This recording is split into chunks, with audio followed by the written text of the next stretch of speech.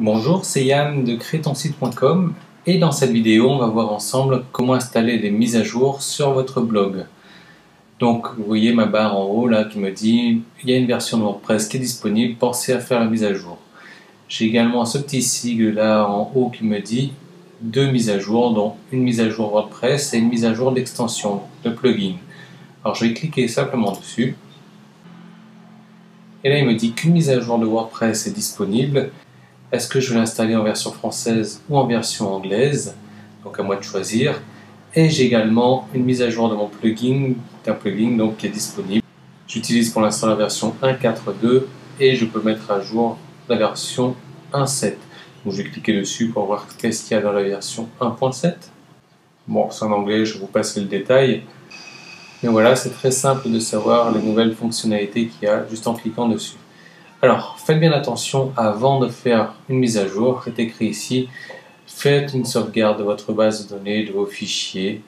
Rappelez-vous, dans la précédente vidéo, on a vu ensemble comment installer des plugins, comment installer des extensions. Et je vous ai montré une extension qui concerne comment faire des sauvegardes. Donc, c'est ce que je vais aller faire tout de suite. Je vais dans mon menu Outils Backup. Je vois que ma dernière sauvegarde date du 13/09. Je clique sur sauvegarder maintenant. Voilà, mon fichier a été créé donc le 15 septembre 2012 à 10h46. Je repars dans mon menu pour mettre à jour mon WordPress.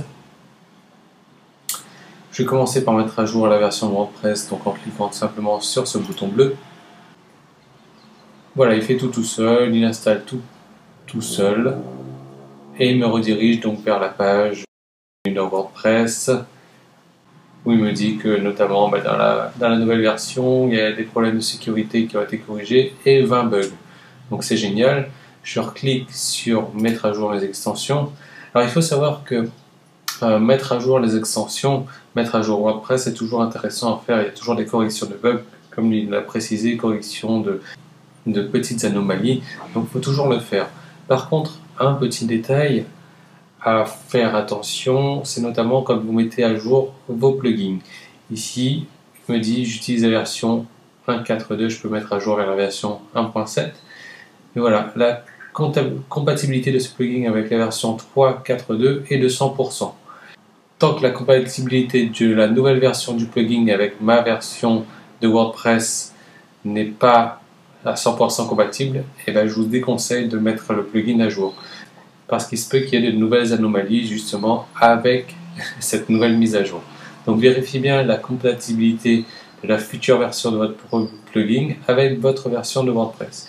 Si c'est compatible, vous pouvez mettre à jour, vous cochez et on clique sur mettre à jour les extensions. Il va tout faire automatiquement encore une fois. Voilà, l'extension est mise à jour. Tout a été fait simplement en un clic. Donc je peux repartir sur mon tableau de bord normalement.